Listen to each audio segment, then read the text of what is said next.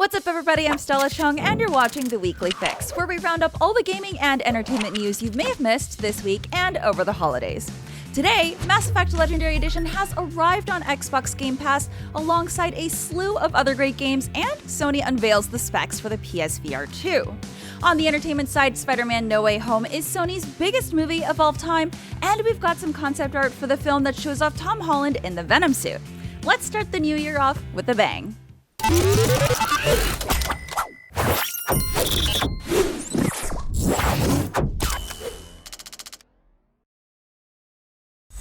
Yes, it's a new year and a new month, and that can only mean one thing. Xbox Game Pass subscribers are getting their hands on another stellar lineup of games for January 2022. Speaking of stellar, the big headliner of the new batch has got to be Mass Effect Legendary Edition, BioWare's critically acclaimed space opera, which will become available for console and PC users as part of EA Play, included alongside Xbox Game Pass Ultimate and PC Game Pass memberships. The saga will hit the service on January 6th. The Legendary Edition includes all the single-player content from each of the first 3 Mass Effect games alongside over 40 DLC expansions to boot, except for the Pinnacle Station DLC because BioWare can't find the source code. No, that's not a joke. There's also some new weapons and armors, and the game, of course, features remastered and optimized visuals in 4K. Mass Effect in particular has gotten a major facelift, with the combat system revitalized as well as some improvements to the UI and third-person camera. Other games hitting the subscription service this January include Outer Wilds, Spelunky 2, The Pedestrian, Gorogoa, Olia, and more. And that's not all. Xbox tends to announce a second wave of games in the latter part of each month, so there's likely more to come. But for now, this is certainly a decent start to the year.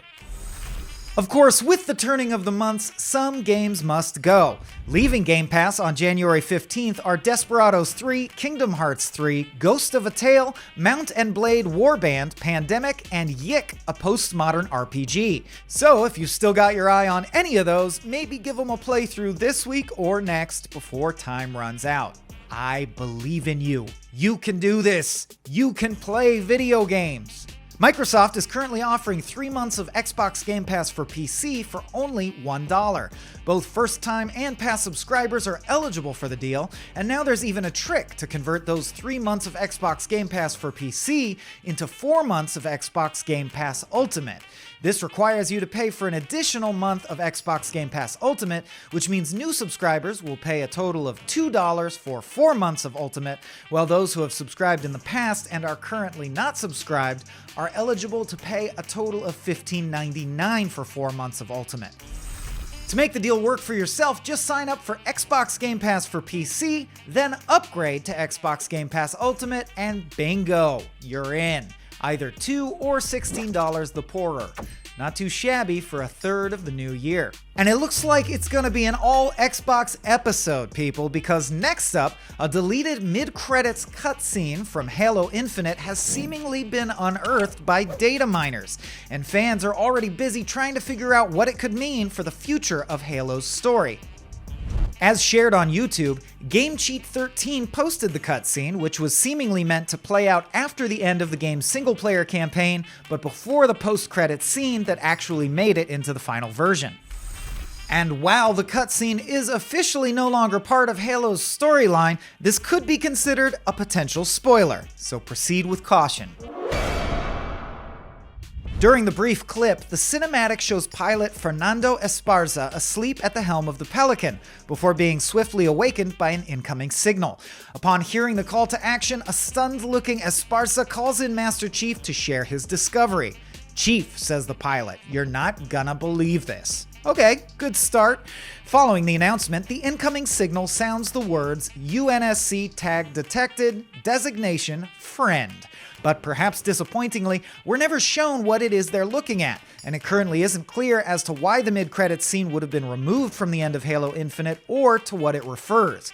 The fact the scene was removed from the final game, of course, hasn't stopped fans from theorizing about who might have been on the other end of that signal. Hopeful members of the community discussing theories in the video's comments section raised a number of potential fan favorites that they'd like to see back in the fold. Ideas like the Arbiter, the UNSC ship Spirit of Fire, carrier of Red Team, or even other Spartans like Jameson Locke have all been thrown around. Some have even guessed the clip might have been a cheeky way for Chief to make contact with your own Halo Infinite multiplayer character to be used in the delayed co-op campaign. Well, it isn't clear yet whether 343 intends to follow up on the cut footage. Halo Infinite itself, of course, includes a canon post-credits cutscene that hints at the possible future direction of the franchise. We won't spoil that scene for those who haven't finished the single-player campaign yet, but if you'd like to see the deleted mid-credits cinematic without me jabbering over it, you can do so over at IGN or on IGN's YouTube channel. Infinite Halo news abounds, but it doesn't all involve Master Chief being reunited with an ally. In fact, Halo Infinite's lead narrative designer Aaron Lind has just announced that he's leaving 343 Industries and joining Riot Games. Lind announced the news via Twitter in a tongue-in-cheek video riffing on the next episode bookends of Neon Genesis Evangelion. He said, quote, "Bittersweet news to report. I'm departing 343 Industries to pursue a new opportunity in 2022. It was a terrifically difficult decision. Halo Infinite will remain one of the proudest achievements of my career for the rest of my life. I'm so grateful to have been a part of it. I want to thank my dear colleagues at 343 for making the best game I've ever worked on, our incredible voice cast for elevating our work in every single line delivery, and our players for joining us on this wild-ass journey. You made 2021 an incredibly special year for me." Lind is grapple-shotting his own wild ass over to Riot Games' Research and Development Division, where the company workshops new game ideas. Riot released 2 new games late last year, The Ruined King and Hextech Mayhem, and similarly revealed future projects like Convergence and Song of Nunu. Lind wrote story content for Gears of War 3, Middle-earth: Shadow of Mordor, and he served as lead writer on Gearbox's Battleborn, then worked as a narrative designer on Guild Wars 2 Living World before joining Bungie as a writer on Destiny 2 Shadowkeep, and then 343 Industries in 2019. So wherever he goes next, good things are bound to happen. During the CES 2022 press conference, Sony's PlayStation division announced new information regarding their PSVR 2 as well as a new Horizon VR game being developed exclusively for the next-gen headset. Horizon Call of the Mountain, co-developed by Guerrilla and Fire Sprite, is an original game built specifically for the PSVR 2. According to a PlayStation blog post, the game will let fans dive deeper into the world of Horizon. As of now, no release date has been announced, but we can expect a new level of immersion with a unique experience that will allow developers to utilize new hardware technologies to enhance innovation and gameplay.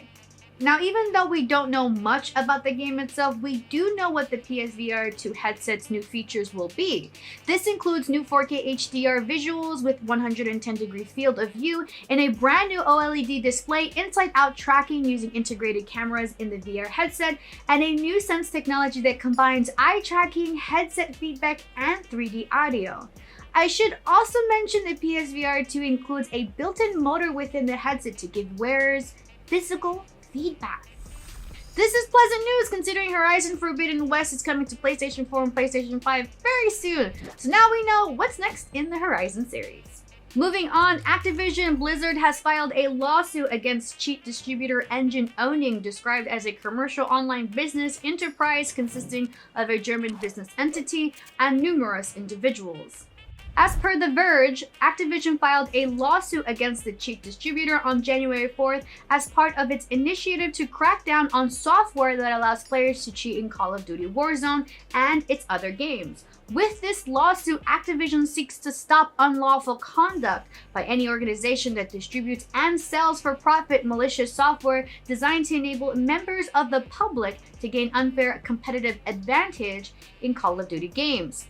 The lawsuit goes on to state that the ongoing activities damage Activision's games, its overall business, and the experience of the Call of Duty player community. The claims made in the lawsuit continue explaining that the software manipulates games to certain players' advantage by automatically aiming weapons, revealing opponents' locations, and allowing players to see information that is not normally available. Engine's Owning's website clearly states it offers cheat software for different multiplayer games, including many Call of Duty games like Modern Warfare, Warzone, and Vanguard, as well as other games like Halo Infinite, Battlefield 5, Splitgate, and more. Whether or not publishers of the other affected games will follow suit, one thing is for certain, Activision Blizzard will do everything in its power to shut down any more cheating within its games. And finally, Xbox partners with nail polish brand OPI to launch a new collection of colors that will allow you to unlock in-game skins for both Halo Infinite and Forza Horizon 5 to match your real-life nails. According to an Xbox blog, OPI X Xbox collection will feature 12 different nail polish hues, launching in-store and online at Ulta.com, with various global retailers like Amazon, OPI.com, Target, and CVS getting stock February 1st. Buying the polish from select retailers will unlock access to color match cosmetic items for both Halo Infinite and Forza Horizon 5, so you can match your nails with your Spartan armor or car paint job.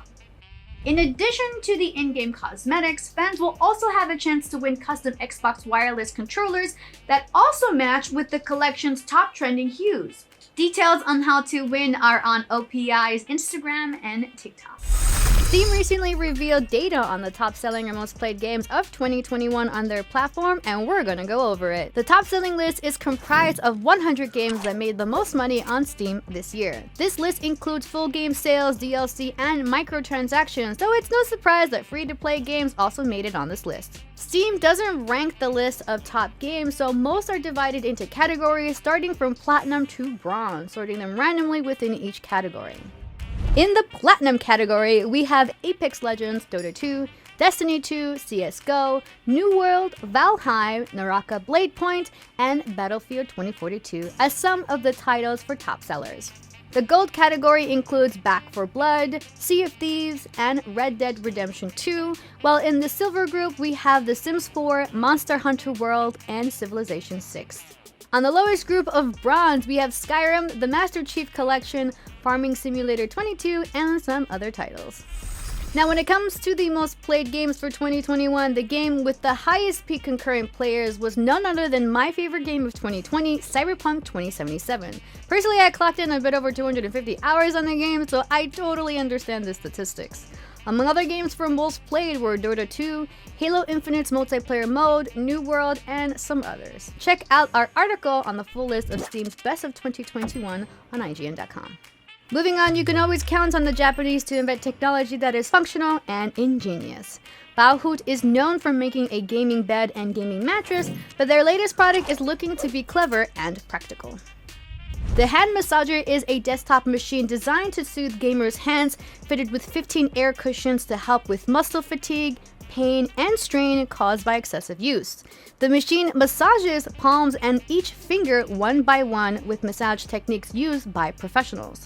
Baohoot launched chiropractic services for gamers, so this new leap in technology and health is designed to help gamers relax and get the best treatment for optimum performance. With 3 different settings to allow users to select the level of strength, heat, and technique, the massager is great to help improve circulation and best for post-game cooldown. Nowadays, it is so important to take care of your hands. We use them for everything from working on a computer to gaming, editing videos, chatting with friends, surfing the internet, making memes, like the list goes on. The fact that esports healthcare sites are becoming more prevalent to prevent injury and maintain healthy hands is becoming an increasingly important issue. We can extend an esports athlete's tenure by giving them the necessary health benefits to ensure they can play to their best, and that goes for aspiring pros, content creators, and streamers. Plus, who doesn't like a full-service hand massage from the luxury of their own home? The hand massager is currently available in Japan for $150, and I do hope there is an international version because I'm totally gonna get one. Personally, I use these compression gloves because I suffer from chronic muscle pain due to years of gaming and computer use, so this absolutely sounds like something I'm going to get. I might even do a review. Who knows? I'll let you know. It's time to take a quick break, but when we come back, we'll talk exactly how big No Way Home has been for Sony, and we've got the confirmation that evil Doctor Strange is on the way. Be right back. Welcome back. A concept artist for Spider-Man No Way Home has given fans a sneak peek at what Tom Holland would have looked like in the infamous Venom suit. But before we get to that, Sony has announced that No Way Home is officially their biggest film of all time. Let's check those Spidey stats. At a whopping $1.16 billion take worldwide at the box office, Spider-Man No Way Home has swung into the top spot, landing as Sony's highest grossing movie ever. Yeah, ever. Now, Spider-Man Far From Home previously held that spot at $1.13 billion globally, so who better to dethrone the webhead than the spandex-clad hero himself, right? Yeah. Now, No Way Home's numbers at the box office is proof enough that theatrical movie-going is still in swing, at least for big event blockbusters like this, even after theaters struggle to get audiences in seats due to the pandemic and the uptick in day-and-date streaming for certain films. Now, according to Deadline, No Way Home is also Sony's highest-grossing movie domestically, number 14 on the list of all-time grossing movies at the domestic box office, and the 5th highest grossing MCU movie of all time nationally. Very impressive numbers given No Way Home's debut in the midst of a new strain of COVID, where we're all being encouraged to be hypervigilant and careful while out in public. Now, I sat there in the movie just holding my breath the entire time, wearing my mask. Yes, all 2 hours and 30 minutes. Not advised. I'm kidding, of course. Anyways, as we head into the New Year's Eve weekend, online media outlets like Deadline are expecting No Way Home to see a better third weekend than its second, which saw ticket sales slow down significantly on Christmas Eve. Now, I gotta let y'all know, my spider sense is tingling and it's telling me that that might be a likely outcome. And we'll have to wait and see, of course. Now, in other news, a growing group of Black Panther fans are rallying together using the hashtag Recast T'Challa, imploring Marvel to consider a new actor to step into the role of the hero made famous by the late Chadwick Boseman. Now, the online campaign began back in April with the Change.org petition garnering over 48,000 signatures. Now, just recently, this week, actually, the Recast T'Challa hashtag went viral on social media, Twitter to be specific, with fans expressing their interest in keeping the Wakandan king/Avenger alive in the MCU. Now, Emmanuel Noisette, the creator of the petition, told the LA Times the whole campaign isn't about making people forget the legacy left behind by Boseman, but, quote, this is about the role of T'Challa. T'Challa is significant and deserves to have his stories continue to be told regardless of whoever else wears the mantle of Black Panther. Now, Derek Boseman, Chadwick Boseman's brother, is also in support of the movement, telling TMZ that his brother would want to see T'Challa live on. Now, production on Black Panther 2 is currently in progress, and Marvel/Disney has already confirmed that the role of T'Challa will not be recast. Now, what director Ryan Coogler has assured audiences is that the sequel will be tasteful and honor the late actor's legacy left behind in the Marvel films. Now, what do y'all think about this? What do y'all think? Should Marvel actually consider recasting the role of T'Challa? Let us know in the comment section down below. And finally, you've seen him ride motorcycles in The Walking Dead and that other show AMC has where he rides even more motorcycles. Anyways, Norman Reedus tweeted out a fan-made image depicting him as Johnny Blaze, the Marvel character bound to the spirit of vengeance. Now, what's more, Giant Freaking Robot reports that Reedus has signed up to join the MCU as Ghost Rider, though that report is unconfirmed as of now, so we remain skeptical. And earlier this year, Norman Reedus said in an interview with comicbook.com that he really wants to play Ghost Rider. So who knows? This might be Norman Reedus' time to shine, burning from our memories everything Nick Cage stood for when he wore that blazing skull and leather jacket/chain combo. Those movies were something, right? Yeah. Spider-Man No Way Home filled the screen with many different Spidey suits, but one we didn't get to see is Spider-Man's iconic black suit, the Venom symbiote. Now, fortunately for fans, the concept artist for the movie, Thomas Ducrest, took to the internet to share his take on what a symbiote-suited Tom Holland might look like.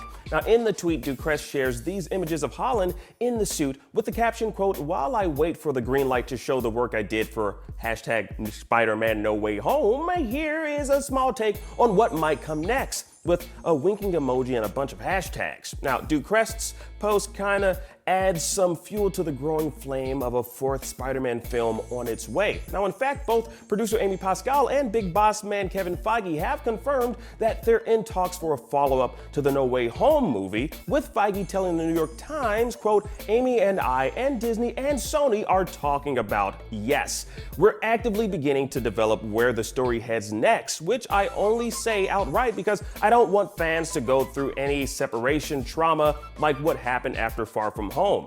That will not be occurring this time. Well, that's exciting news to hear. Thank you so much, Mr. Feige. Now, as for Ducrest's concept art, without giving any spoilers away here, it's more than likely that the seeds have been planted in No Way Home for the possibility of Tom Holland's Spider-Man receiving the symbiote suit in a fourth installment. Well, hopefully, it'll somehow culminate into like a clash of symbiotic supremacy between Spider-Man and Venom. We'll have to wait and see if that's a possibility, but you know what? It's good to hear that there's more Spider-Man on the way. Now, another kind of sort of Spider-Man related news, did you know that Tom Holland discovered the Uncharted series while on set filming Homecoming? Yeah. Now, during the Sony CES keynote event, Holland talked about how he hadn't known of the game franchise, but, quote, "One of the luxuries of making these films is that they're made by Sony, and one of the luxuries of working for Sony is PlayStation. So all the actors' trailers were outfitted with the best TVs and the latest PlayStations, and one of the games they gave me was Uncharted." Now look, your boy is Nathan Drake, baby. Now it's as if he used some sort of like life hack cheat code and manifested himself as the treasure hunter himself on the big screen. You know what? May we all be as lucky as Tom Holland, or hell, even Chris Pratt, to simply play a video game and then star as that character years later. Shout out to both of them. And finally, producer of the X-Men movie, Simon Kinberg, may not be involved in the mutants' infiltration into the MCU, but he does have nothing but faith in Kevin Feige's process. Speaking to us here at IGN on whether or not we can expect some familiar faces to return as X-Men in the MCU, he said, quote, "The honest answer is, I have no idea. And the other answer is, Kevin Feige knows what he is doing with the MCU. I would argue he's the greatest producer in the history of cinema." Wow. That's quite the statement, and I think we can all rest assured that the X-Men are in very good and well-capable hands. I can't wait to see the first class on the big screen many years from now.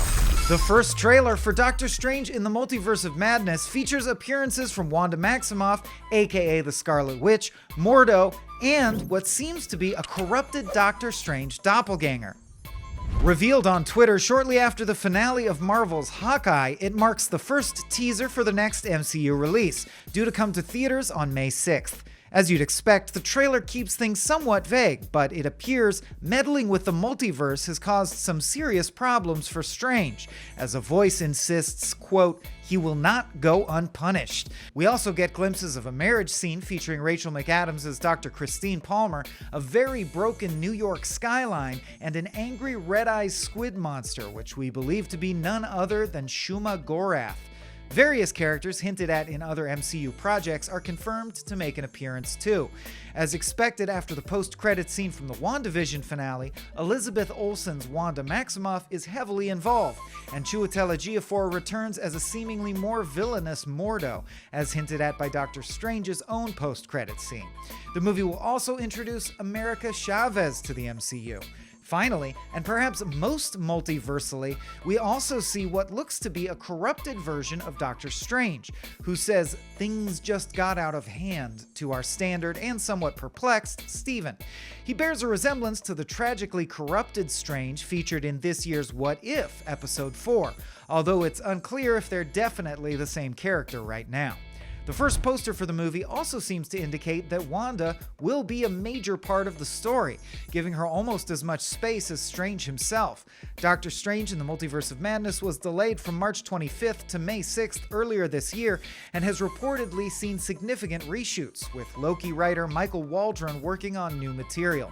After losing original director Scott Derrickson, who apparently wanted to make a different movie for Marvel, legendary director Sam Raimi stepped in to helm the project.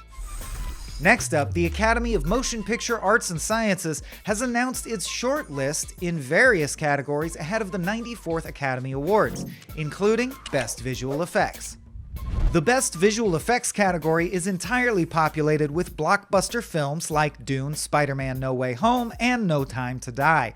The MCU dominates with all 4 of its feature films from the past year making appearances in the shortlisted lineup, including the first movie of Phase 4, Black Widow. Warner Bros.' Tenet took home the Oscar for Best Visual Effects at the 93rd Academy Awards, and the studio has a few contenders in the mix again this time, with Dune, Godzilla vs. Kong, and The Matrix Resurrections all making it onto the shortlist to potentially take a spot as a 2022 nominee.